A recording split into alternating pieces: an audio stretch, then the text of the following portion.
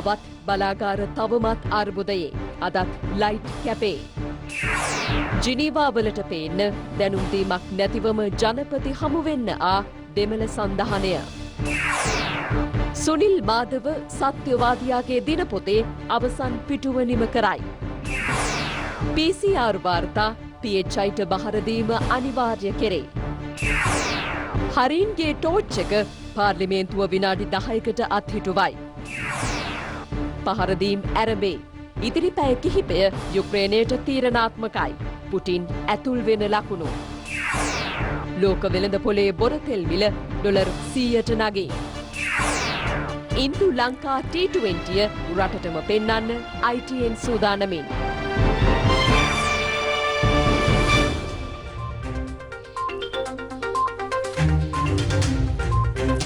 විශ්වසනීය පුවත් කාටත් කලින් රටට කියන ITN මධ්‍යහන ප්‍රධාන ප්‍රවෘත්ති ප්‍රකාශයයි මේ ආරම්භෙන්නේ. රුසියා ජනාධිපති ව්ලාඩිමිර් පුටින් යුක්‍රේනය ආක්‍රමණය කිරීමේ නියෝගය නිකුත් කර තිබෙනවා. එරට වේලාවෙන් අද උදෑසන 5:05ට ජාතිය අමතමින් මෙම නියෝගය කළ බවයි විදේශ මාධ්‍ය වාර්තා කරන්නේ.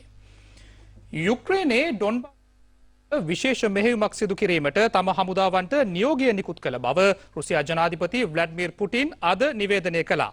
තමන්ට එරෙහිව නැගී සිටින ඕනෑම රටකට දැඩි විපාක අත්විඳීමට සිදුවන බවයි ඔහු වැඩිදුරටත් දැනුම් දුන්නේ. රුසියානු ජනාධිපතිවරයා ජාතිය අමතා සුළු මොහොතකින් මිසයිල් ප්‍රහාර ආරම්භ වුණා. ඊයේ දිනේදී යුක්‍රේන පාර්ලිමේන්තුව විසින් මාසක කාලයක් සඳහා එරටට හදිසි තත්ත්වයක් ප්‍රකාශයට පත් කළ අතර ලක්ෂ 2කට ආසන්න හමුදාවක්ද කැඳවනු ලැබුවා.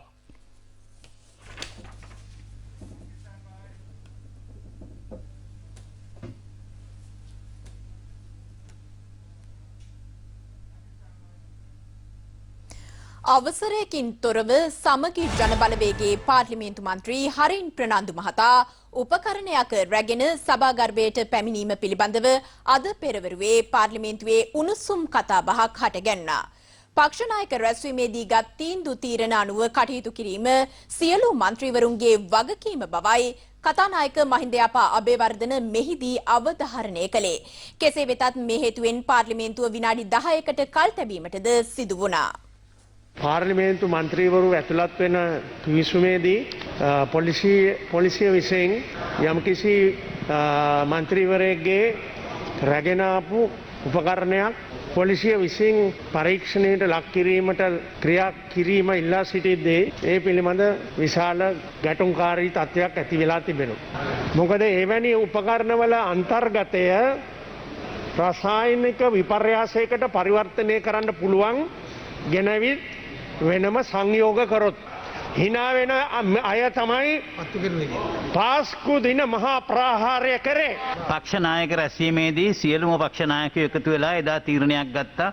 කිසිම මන්ත්‍රීවරයෙකුට හෝ කිසි කෙනෙකුට අනවශ්‍ය උපකරණ මෙතෙන්ට ප්‍රයෝජනයක් නැති උපකරණ ගෙනීම සම්පූර්ණයෙන්ම පොලිසියට බාර කෙරුවා. ඒක නතර කරන්න. ඉතින් ඒ අනුව තමයි මේ තීරණය අරන් තියෙන්නේ. ඉදිරියටත් ඒ තීරණය ඒ ආකාරයෙන්ම ගනිමි. ඔව් කතා කරන්න. ඔය ප්‍රශ්නේ තිබුණේ මගේ බෑග් එකේ ටෝච් තුනක් තිබ්බයි කියලා. මම ටෝච් එකක් අරන් ආවේ ලයිට් කපන නිසා. මේ ටෝච් එක ගහලා තමයි টয়ලට් එකට ලැට් එකට ගිය වෙලාවේ පූර්වව අන්ධකාරයක් මතුවෙන බව දැනගෙන නම් ආවේ. ඒ පිළිබඳ දෙවෙනි පරීක්ෂණයකුත් ඕනේ. එහෙම උපකරණ ගෙනාවේ කුමක් අරමුණක් සඳහාද කියන එක දැන් හොඳටම පැහැදිලි. දැන් සාමකාමී වෙන්න. හරි. ඔබතුමාලා සූදානම් නැත්නම් සභාව මිනිත්තු 10කට කල් තියෙනවා. කොහොම ස්තුතියි. මේ අතර අධිභාර පනත සම්බන්ධයෙන්ද මැති ඇමතිවරුන් අද පාර්ලිමේන්තුවේදී අදහස් පළ කළා. යහපාලන ආණ්ඩුව සමයේම ගෙන ආ පනත් පිළිබඳව සමගි ජනබලවේගයේ විරෝධය පළ කිරීම විහිළුවක් බවයි සභානායක අධ්‍යාපන අමාත්‍ය දිනේෂ් ගුණවර්ධන මෙහිදී ප්‍රකාශ කළේ.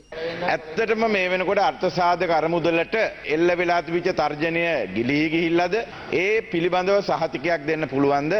එහෙම ප්‍රශ්නයක් නෑ. ඉතා පැහැදිලිව අධිභාර පනත යටතේ මේ මුදල අර්ථසාධක අරමුදලෙන් අය කරගන්නේ නෑ කියන සහතිකය මුදල් ඇමතුමා කැබිනට් මණ්ඩලයට දීලා තියෙනවා. මේක සුරක්ෂිත කරන බව මම ප්‍රකාශ කරන්න කැමතියි. අර්ථසාධක අරමුදලේ පනතේ තියෙනවා අර්ථසාධක අරමුදල කිසිම විදියකට ඒකේ ආදායමට බදු ගහන්න බෑ කියලා. ඒ වගේ අර්ථසාධක අරමුදලට මේ නීතියානුකූලව ගහන්න බැරි බදු ගැසීම සම්බන්ධයෙන් ඔබතුමා ගන්න පියවර මොකක්ද? නමුත් අපි මේ අධිභාර පනත යටතේ 125ක අධිභාරයක් අර්ථසාධක අරමුදල් වෙත පැවරීමට අපි විරුද්ධ වුණා. ඒ අනුව දැන් ඒක වෙනස් කරලා තියෙනවා. හර්ෂ මන්ත්‍රීතුමා ඉදිරිපත් කරන්නේ මේ සභාව නොමග යවන සුළු ප්‍රකාශයක්. 2017 දේශීය ආදායම් පනත සම්පූර්ණයෙන් වෙනස් කරලා තමුන්නාන්සේලා අලුත් පනතක් ගෙනාවා. පනතට පක්ෂව ඡන්දෙ දීලා විලිලැජ්ජ නැතුව ඒක ගැන කියනවා. සමාගම් යටතට දැම්මේ අර්ථ සාධකයේ පළවෙනියෙන් සමාගම් යටතට දැම්මේ ටිකක් දෙන්න. ඔබලාට ඕනකමක් තිබ්බනම් අර්ථ සාධකයේ මේකෙන් අයින් කරන්න 2007 සමාගම් පනතට අනුව ගේන්න තිබ්බා. 195 වෙනි වගන්තියේ තමුන්නාන්සේලා තමයි සේවක අර්ථ සාධක අරමුදල විශ්‍රාම වැටුප් අරමුදල් සියල්ල බදු වලින් නිදහස් වෙන්න තියෙන ඒවා සම්පූර්ණයෙන් නැති කරලා කම්පැනි විදියට බදු ගහන්න සැලැස්සුවේ තමුන්නාන්සේලා. ඔය කියන පනත මමයි සභානායක හැටියට ඉදිරිපත් කරුවේ. ඒ පනතේ 125ක් අර්ථ සාධකයෙන් ගහනවා කියලා පෙන්නන්න. එහෙනම් මම අහනවා කීයක් අය කරනවා කියලා තියෙන්නේ පනත අත උස්සලා සම්මත කරනකොට. මේගොල්ලන් කතා කරලා නීතිය සම්මත කරලා හැන්සාඩ් වාර්තාවේ තියෙනවා. නීතිය හදලා හිටන් දැන් ලැජ්ජ නැතුව කියනවා නීතිය හදුවේ නැහැ කියලා. නීතිය හදුවට මුන්නාන්සලා. නාගල දැව කොතනින් නතර කරමු. අද දිනේත් පැය 5කට ආසන්න කාලයක් විදුලි කප්පාදුව සිදු කිරීමට මහජන උපයෝගිතා කොමිසම ලංකා විදුලි බල මණ්ඩලයට අවසර ලබා දී තිබෙනවා. ඒ අනුව පෙරවරු 8:30 සිට රාත්‍රී 10:30 දක්වා දෙවරක් විදුලිය කප්පාදුව සිදුවන බවයි එම කොමිසම සඳහන් කරන්නේ. ඊයේ විදුලි කප්පාදුව සිදු වූ ආකාරයටම කලාප 3කට පැය 4යි විනාඩි 40ක් සහ සෙසු කලාපවලට පැය 4:00ක කාලයක් විදුලි කප්පාදුවක් සිදු කෙරෙනවා. කාණ්ඩ කිහිපයක් යටතේ අද දිනේත් විදුලිය විසඳ කිරීම සිදු කිරීමට නියමිතයි. ඒ අනුව ABC කලාපවලට පැය 4යි විනාඩි 40ක් විදුලි කප්පාදුවක් සිදු කෙරෙන බවයි මහජන උපයෝගිතා කොමිෂන් සභාව සඳහන් කරන්නේ. මේ ආකාරයෙන්ම PQRST UVW කලාප සඳහාත් පැය 4:00ක කාලයක් විදුලිය විසඳ කිරීමට නියමිතයි. විදුලි කප්පාදුව සිදුවන ප්‍රදේශ පිළිබඳ වැඩිදුර තොරතුරු www.itnews.lk වෙබ් අඩවියෙන් ලබාගත හැකියි. ඊයේ දිනේදී උපරිම ජාතික විදුලි ඉල්ලීම පැවතියේ මෙගාවොට් 2261ක් ලෙසයි. අද දහවල් කාලයේ සහ රාත්‍රී කාලයේ උපරිම ජාතික විදුලි ඉල්ලුම මෙගාවොට් 2250ක් සහ මෙගාවොට් 2700ක් බවට අපේක්ෂා කෙරෙන බවයි විදුලි බල මණ්ඩලය සඳහන් කරන්නේ. විස්කුස් බලාගාරයේ වාෂ්ප සහ ගෑස් ටර්බයින් යන්ත්‍ර දෙකක් නැප්තා නොමැතිවීමෙන් අක්‍රිය වී තිබෙනවා. ඩීසල් නොමැතිවීමෙන් කැලණිතිස්ස විදුලි බලාගාරයේද අක්‍රිය වී ඇති පසුබිමක අද දිනේත් සැලකිය යුතු මෙගාවොට් ප්‍රමාණයක් ජාතික විදුලි පද්ධතියට අහිමි වනවා. දෙමළ සන්ධාන මන්ත්‍රීවරු ජනාධිපති කාර්යාලය ඉදිරිපිට විරෝධතාවක නිරත වුවද ඒ සම්බන්ධයෙන් මීට පෙර කිසිදු දැනුම් දීමක් සිදු කර නැති බව ජනාධිපති මාධ්‍යාංශය සඳහන් කරනවා. ජනාධිපතිතුමා සිය කාර්යාලයේ නොමැති අවස්ථාවක මෙලෙස පැමිණ විරෝධතාවක නිරත වීම රජය කෙරෙහි ජිනීවා මානව හිමිකම් සමුළුවට වැරදි අවබෝධයක් ලබා දීමට සැලසුම් සහගතව කරන කුමන්ත්‍රණයක් බවයි එම මාධ්‍යාංශය පවසන්නේ. ජනාධිපතිතුමා හමුවේ සංදේශයක් බහර දීමට අවශ්‍ය බව ප්‍රකාශ කරමින් දෙමළ සන්ධාන මන්ත්‍රීවරුන් ජනාධිපති කාර්යාලය ඉදිරිපිටට රැස්ව විරෝධතාවක නිරත වුණා. ජනාධිපතිතුමා හමුවන බවට කිසිදු පෙර දැනුම් දීමක් සිදු කර නොතිබූ බවයි ජනාධිපති මාධ්‍යාංශය සඳහන් කරන්නේ. මීට පෙර යොදාගත් වැඩසටහනක් සඳහා ජනාධිපතිතුමා ඒ වන විට පිටත්ව ගොස් සිටියා. දෙමළ සන්ධාන මන්ත්‍රීවරුන් පිරිසකට අග්‍රාමාත්‍යවරයා හමුවීමට වෙලාවක් ලබා දී තිබුණත් ඔවුන් එම හමුවට නොගොස් ජනාධිපති කාර්යාලය ඉදිරිපිට විරෝධතාවට එක්ව සිටි බවයි ජනාධිපති මාධ්‍යාංශය පවසන්නේ. වමේ දහරාවේ රැඩිකල් මාධ්‍යවේදීන්ගේ ශ්‍රී ලාංකේය සලකුණ ජ්‍යෙෂ්ඨ මාධ්‍යවේදී සුනිල් මාධව ප්‍රේමතිලකයන් අභාව ප්‍රාප්ත වුණා. මානව හිතවාදී මාධ්‍ය සගයෙකු ලෙස සියලු දෙනාගේ ගෞරවාදරයට පත් සුනිල් මාධව ප්‍රේමතිලකයන් අභාව ප්‍රාප්ත වන විට 78 වන වියෙහි පසු වුණා. සුනිල් මාධව ප්‍රේමතිලකයන් අවසන් වරට රූපවාහිනී වැඩසටහනකට එක් වූයේ ස්වාධීන රූපවාහිනියේ විකාශය වූ අමතක නැති මතක විශේෂාංගය සමගයි. ඒ මහතාගේ දේහය පිළිබඳ අවසන් කටයුතු ලබන සෙනසුරාදා සිදු කිරීමට නියමිතයි.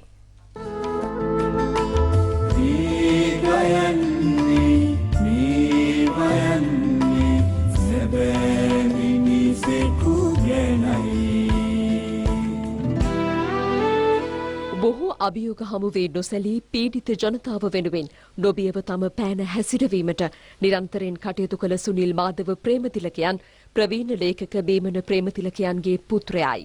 හොරණ තක්ෂිලා විද්‍යාලයේ සහ කොළඹ ආනන්ද විද්‍යාලයේ ආදී සිසුවෙකු වන ප්‍රේමතිලකයන් සිය පුවත්පත් කලාව ආරම්භ කළේ ලේක් හවුස් ආයතනයෙන්.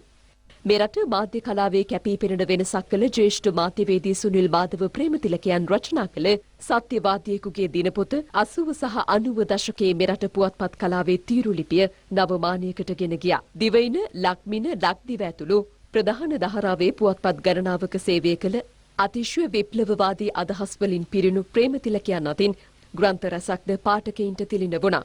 එමෙන්ම පරිවර්තන කෘති ගණනාවක්ද ඔහු රචනා කළ අතර ඉන් වැඩිම පාඨක අවධානය දිනාගත්තේ හඬනු මැන නිදහස පරිවර්තන කෘතියයි. අන්ධකාරයේ දරුවා මොහොමඩ් අලිගේ කතාව ජීවිතයේ සුන්දරයි. සැබෑ කවියෙකුගේ කතාව ඇතුළු කෘති ගණනාවක් ඔහු අතින් ලියවුණා. මේ අතර සුනිල් මාධව ප්‍රේමතිලකයන් අවසන් වරට රූපවාහිනී වැඩසටහනක් සමග එක් වූයේ ස්වාධීන රූපවාහිනී අමතක නැති මතක විශේෂාංගය සමගයි.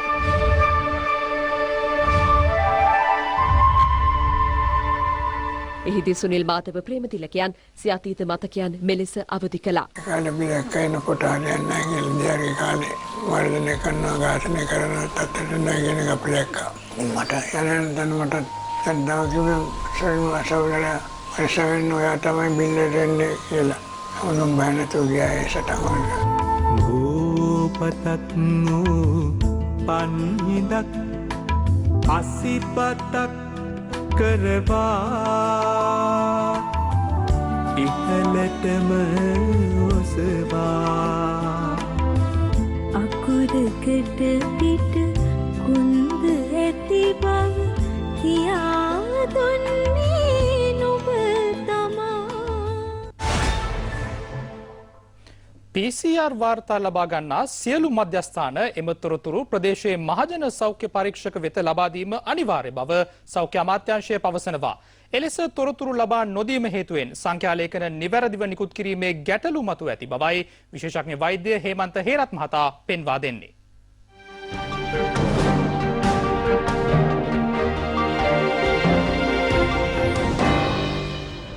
කොරෝනා ආසාදිතයින් පිළිබඳ නිවැරදි තොරතුරු මහජන සෞඛ්‍ය පරීක්ෂකවරුන් වෙත නොලැබීම හේතුවෙන් ගැටලු මතුව ඇති බව වෛද්‍යවරුන් පවසනවා. ඇන්ටිජන් පරීක්ෂණ PCR පරීක්ෂණ කිරීමට අවසර දීලා තියෙන්නේ ඒ පුද්ගලික අංශයේ ආයතන වලට තියෙන නියාමන ප්‍රතිපාදන වලට යටත්ව. ඒ නිසා ඕනෑම අවස්ථාවක මෙවැනි පරීක්ෂණයක් කරපුවාම ඒ පරීක්ෂණවල ප්‍රතිඵල අදාළ සෞඛ්‍ය වෛද්‍ය නිලධාරිය වෙත දැනුම් දීම ඒ ආයතනවල ඉන්න අයගේ මූලික වගකීමක්. ඒ නිසා කවුරු හරි ඒ වගකීම ඉෂ්ට කරන්නේ නැතිනම් ඒක බරපතල වැරද්දක් හැටියටයි අපි දකින්නේ. මේ අතර ඊයේ දිනේ කොරෝනා ආසාදිතයින් 1281 දෙනෙකු හඳුනා ගැනීමත් සමග මෙරටින් වාර්තා වන සමස්ත ආසාදිතයින් සංඛ්‍යාව 6,40,578ක්. 16,909 දෙනෙකු තවදුරටත් ප්‍රතිකාර ලබනවා. සුවය ලැබූ සංඛ්‍යාව 6,07,583ක්. ඊයේ දිනේ මරණ 31ක් වාර්තා කිරීමත් සමග කොරෝනා ආසාදිත මරණ 16,086 දක්වා ඉහළ ගොස් තිබෙනවා.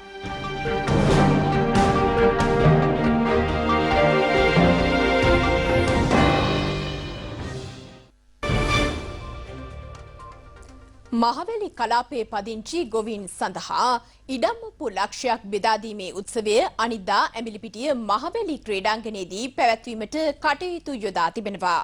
ස්වාධීන රූපවාහිනියේ 7 වෙනි පැය වැඩසටහනට එක් වෙමින් මහවැලි කලාපාශ්‍රිත ඇලවේලි හා ජනාවාස පොදු යටිතල පහසුකම් සංවර්ධන රාජ්‍ය අමාත්‍යාංශයේ ලේකම් චන්ද්‍රා හේරත් සහ සැලසුම් සහ නියාමන අධ්‍යක්ෂ ලංකා බණ්ඩාර සේනාරත්න අදහස් පළ කළා.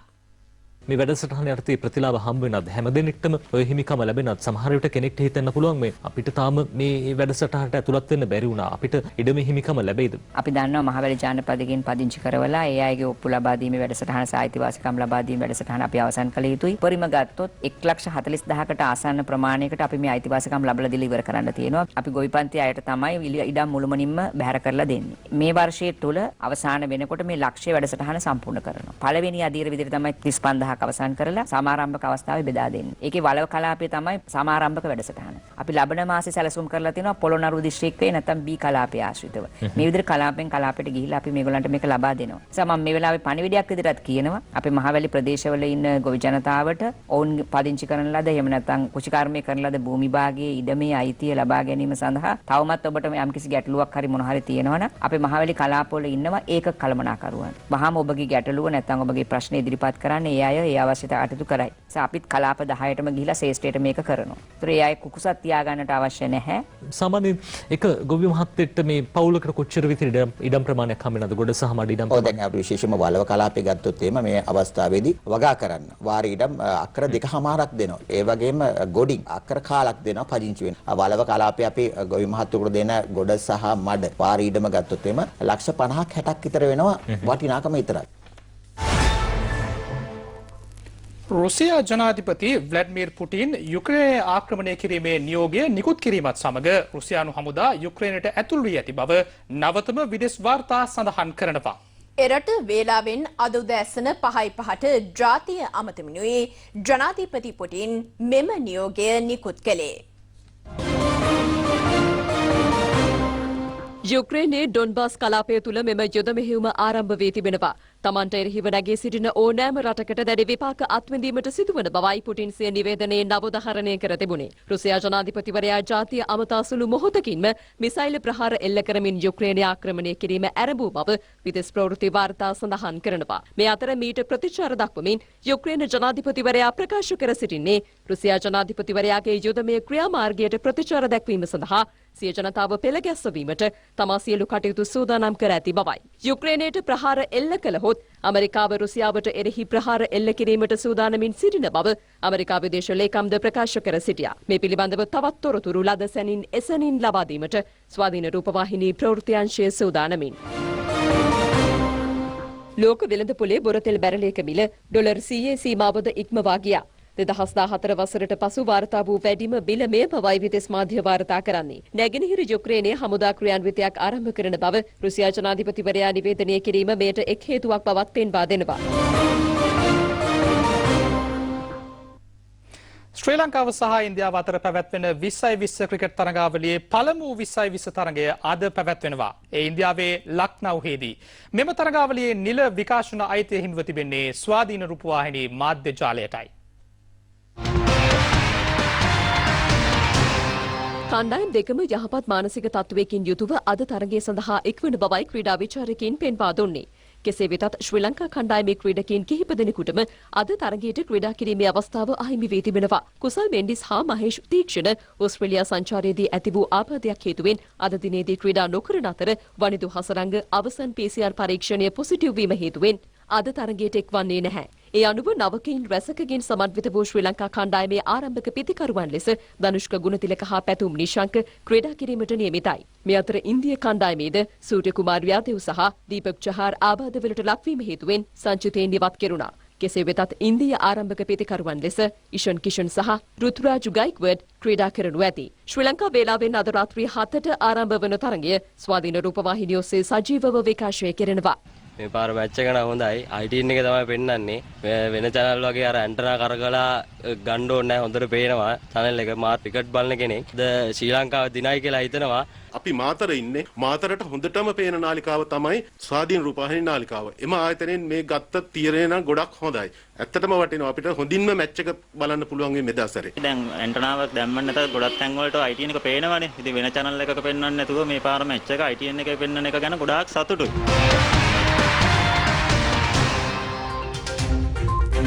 එයත් සමගින් ITN මධ්‍යහන ප්‍රධාන ප්‍රවෘත්ති ප්‍රකාශය මෙතකින් නිමාවට පත්වෙනවා. ඔබට සුබ දවසක්.